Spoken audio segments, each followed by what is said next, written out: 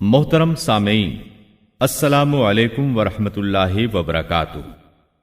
کتاب و سنت کی اشاعت کے عالمی ادارے دارالسلام کی طرف سے آپ کی خدمت میں تخلیق کائنات اور تخلیق آدم علیہ السلام سے لے کر عیسیٰ علیہ السلام تک تمام انبیاء اور قوموں کا تذکرہ قصص الانبیاء پیش کیا جا رہا ہے۔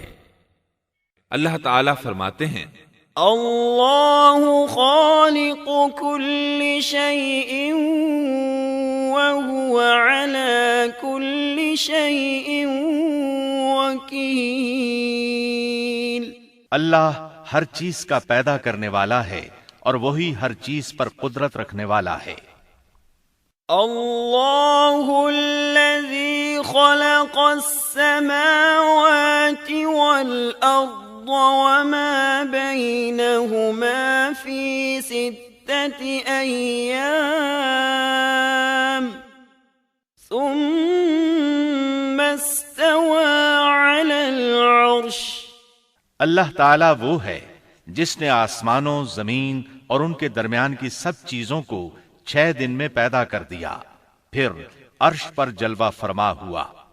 مزید اللہ تعالیٰ سورۃ الحدید آیت 4 میں فرماتے ہیں، هو الذي خلق السماوات والأرض في 6 أيام ثم استوى على العرش يعلم ما يلج في الأرض وما يخرج منها وما ينزل من السماء وما يعرج فيها وهو معكم أينما كنتم والله بما تعملون بصير۔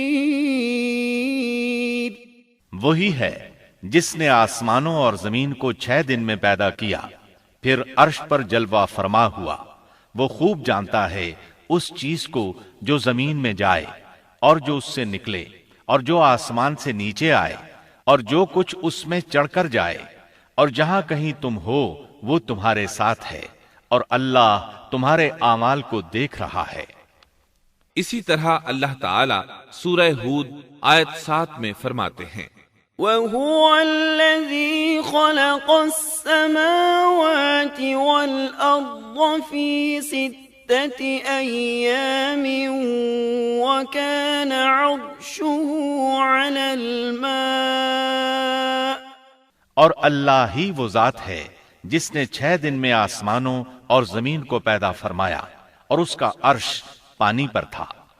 امام احمد بن حنبل رحمت اللہ علیہ نے ابو رزین عقیلی سے بیان کیا ہے، انہوں نے کہا، یا رسول اللہ، أين كان ربنا عز وجل قبل أن يخلق السماوات والأرض؟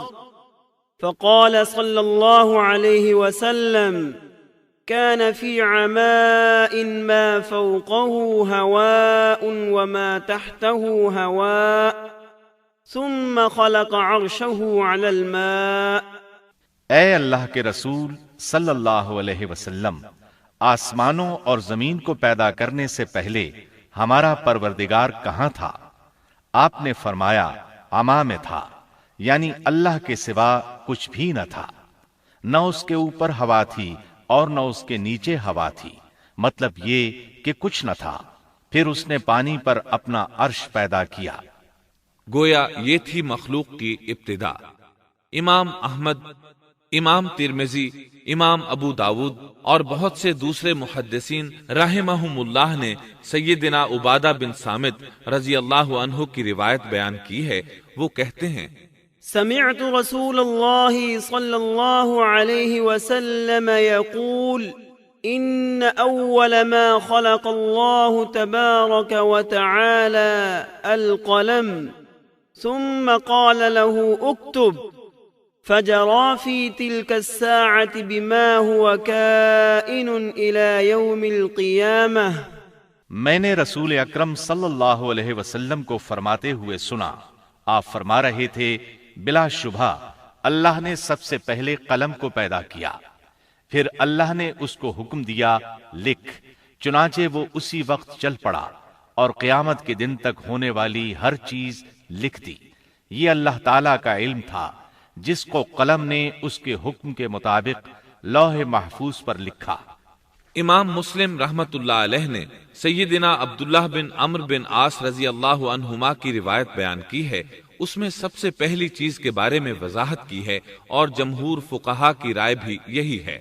عبداللہ بن عمرو رضی اللہ عنہما بیان کرتے ہیں، سمعت رسول اللہ صلی اللہ علیہ وسلم یقول كتب الله مقادير الخلائق قبل أن يخلق السماوات والأرض ب50,000 سنة قال وعرشه على الماء۔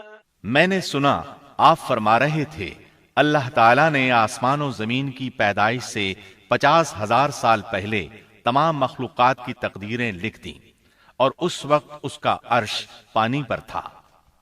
اس حدیث مبارک سے واضح ہو گیا کہ سب سے پہلے پانی اور پھر پانی پر عرش پیدا کیا گیا، پھر قلم کی پیدائش ہوئی، اس نے تقدیر تحریر کی، پھر آسمان اور زمین کی تخلیق ہوئی، اور جس حدیث میں آیا ہے کہ ابتدا میں قلم کو پیدا کیا گیا، اس کا مطلب یہ ہے کہ اس جہان کی مخلوقات میں سب سے پہلے اس کا نمبر ہے، نہ کہ باقی تمام جہانوں کی مخلوقات میں پہلا نمبر ہے، اور اس کا تذکرہ بخاری شریف کی اس حدیث میں ہے۔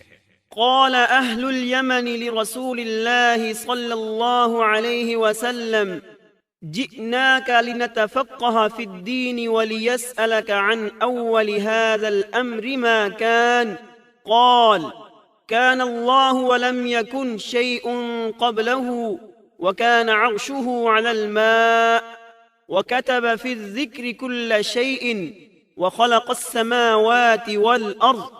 یمن سے آئے ہوئے ایک وفد نے رسول اللہ صلی اللہ علیہ وسلم سے کہا، ہم آپ کے پاس دین کی سمجھ اور ابتدائی خلق کے بارے میں پوچھنے کے لیے آئے ہیں، یہ کہ سب سے پہلے کیا چیز تھی؟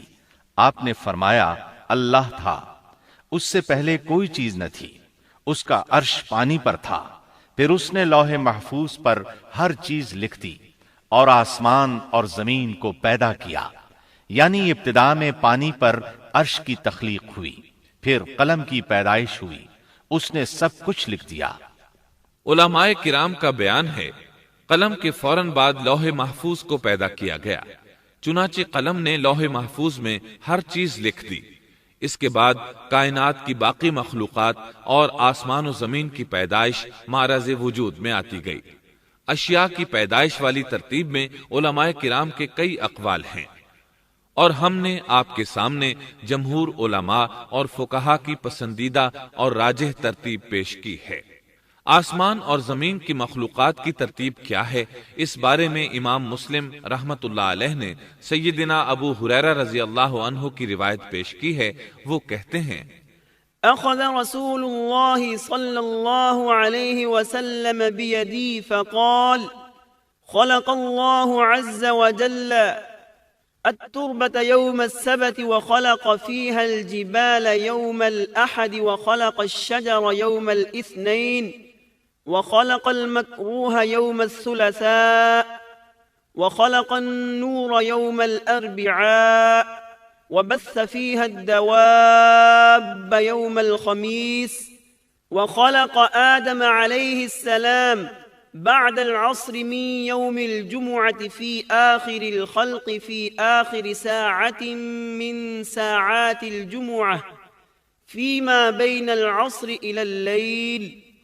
نبی اکرم صلی اللہ علیہ وسلم نے میرا ہاتھ پکڑا اور فرمایا، اللہ تعالیٰ نے ہفتے کے دن مٹی کو پیدا کیا، اتوار کے دن زمین میں پہاڑ، پیر کے دن درخت، منگل کے دن تکالیف، مصائب، جراثیم اور بیماریاں، بدھ کے دن نور کو، جمعرات کے دن زمین میں چوپایوں کو پھیلا دیا، اور تمام مخلوقات میں جمعے کے دن کی آخری گھڑیوں یعنی عصر سے رات کے درمیان میں آدم علیہ السلام کو پیدا کیا۔ مطلب یہ کہ ابتدائے آفرینش میں جن مخلوقات کی تخلیق ہوئی ان میں سے آخری مخلوق انسان تھا۔ اس حدیث میں مختلف حالات کو نہایت وضاحت سے بیان کیا گیا ہے۔ اس سے بخوبی پتہ چل گیا کہ ابتدائی مخلوقات کی ترتیب کیا تھی۔ ان میں سے آخری نمبر آدم علیہ السلام کا تھا، جبکہ آدم علیہ السلام نسل انسانی میں سب سے پہلے اور تمام انسانوں کے باپ ہیں۔ انسانوں سے پہلے فرشتے اور جن پیدا ہو چکے تھے۔ صاحب عقل مخلوقات میں سب سے پہلا نمبر فرشتوں کا، دوسرا نمبر جنوں کا اور آخری نمبر انسانوں کا ہے۔ فرشتوں کا اصل ٹھکانہ آسمان ہے۔ اللہ تعالی سورۃ الشورى آیت 5 میں فرماتے ہیں، تكاد السماوات يتفطرن من فوقهن والملائكة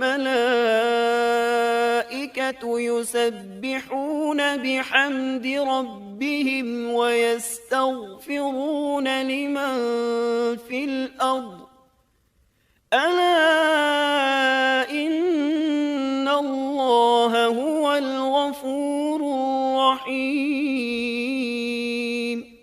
قریب ہے کہ آسمان اپنے اوپر سے پھٹ پڑے اور تمام فرشتے اپنے رب کی تسبیح اور تحمید بیان کر رہے ہیں اور زمین والوں کے لیے استغفار کر رہے ہیں۔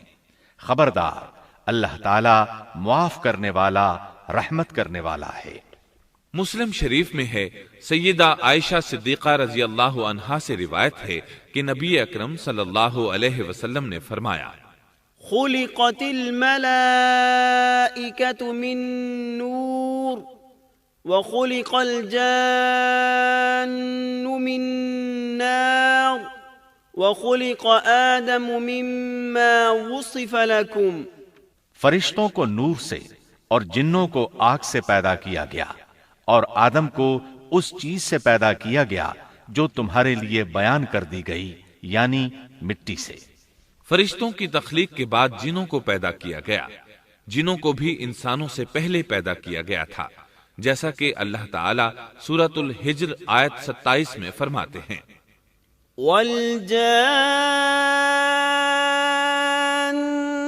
خَلَقْنَاهُ مِن قَبْلُ مِن نَّارِ السَّمُومِ۔ اور اس سے پہلے جنات کو ہم نے لو والی آگ سے پیدا کیا۔ جنات کے بارے میں بہت زیادہ آیات و احادیث موجود ہیں۔ اللہ تعالیٰ فرماتے ہیں، خلق الجان من مارج من نار۔ اور جنات کو آگ کے شعلے سے پیدا کیا گیا۔ مارج آگ کے بھڑکتے شعلے کے کنارے کو کہتے ہیں۔ گویا جنوں کو آگ کی جڑ سے نہیں بلکہ آگ کے شعلوں کے کنارے سے پیدا کیا گیا ہے۔ قرآن مجید میں اللہ تعالیٰ نے ابلیس شیطان کا قول نقل کیا ہے، خلقتنی من نار۔ تو نے مجھے آگ سے پیدا کیا۔ اسی طرح پہلے بھی بیان ہو چکا ہے کہ اللہ نے فرمایا، والجان خلقناه من قبل من نار السموم۔ اور اس سے پہلے جنات کو ہم نے لو والی آگ سے پیدا کیا۔ یہ ہے جنات کی اصل اور بنیاد۔ ابلیس ملعون بھی جنات میں سے ہے، اور اس مسئلے میں کسی کو تردد اور شبہ نہیں ہونا چاہیے، اس لیے کہ قرآن مجید میں ہے، إِلَّا إِبْلِيسَ كَانَ مِنَ الْجِنِّ۔ اور ابلیس جنوں میں سے تھا۔ مطلب یہ کہ وہ فرشتوں میں سے نہیں تھا۔ حسن بصری رحمت اللہ علیہ فرماتے ہیں، وہ پلک جھپکنے کے برابر بھی فرشتوں کی جنس میں داخل نہیں ہوا، اور نہ ہی وہ کبھی فرشتوں میں شمار ہوا ہے۔ وہ جنات میں سے ہے کیونکہ اس نے خود اقرار کیا تھا، خلقتنی من نار۔ اے اللہ، تو نے مجھے آگ سے پیدا کیا ہے۔ اگر یہ فرشتہ ہوتا تو اس وقت کہتا، اے اللہ، تو نے مجھے نور سے پیدا کیا ہے۔ اس لیے ابلیس کا جن ہونا روز روشن کی طرح عیاں ہے۔ سیدنا عبداللہ بن عمر رضی اللہ عنہما اور سیدنا عبداللہ بن عباس رضی اللہ عنہما فرماتے ہیں، آدم علیہ السلام سے 2000 سال پہلے جنات پیدا کیے گئے۔ وہ ہماری اس زمین پر رہائش پذیر تھے۔ آہستہ آہستہ وہ فسق و فجور میں مبتلا ہو گئے۔ جب وہ فتنہ فساد میں حد سے بڑھ گئے، ناحق خون بہانے لگے، تو اللہ تعالی نے ان کی طرف فرشتوں کا عظیم لشکر بھیجا۔ ان سے جنات کی زبردست مارکہ آرائی ہوئی۔ اس مارکہ آرائی میں فرشتوں نے جنات کو تہس نہس کر دیا اور وہ سمندروں کی جزیروں میں پناہ لینے پر مجبور ہو گئے۔ زمین کے ہر بر اعظم سے انہیں جلا وطن کر دیا گیا، چنانچہ آج تک ان کا مسکن یہی جزیرے اور عظیم مراکز ہیں۔ یہ واقعہ آدم علیہ السلام کی تخلیق سے پہلے ہو چکا ہے۔ احادیث مبارکہ میں ہے کہ ابلیس ملعون کا ایک تخت ہے اور وہ تمام جنات کا سردار اور حکمران ہے۔ اس کا شاہی تخت پانی پر ہے، اگرچہ اس کی متعین جگہ ہمیں معلوم نہیں۔ یہاں تک ذکر تھا سیدنا آدم علیہ السلام کی پیدائش سے پہلے کا۔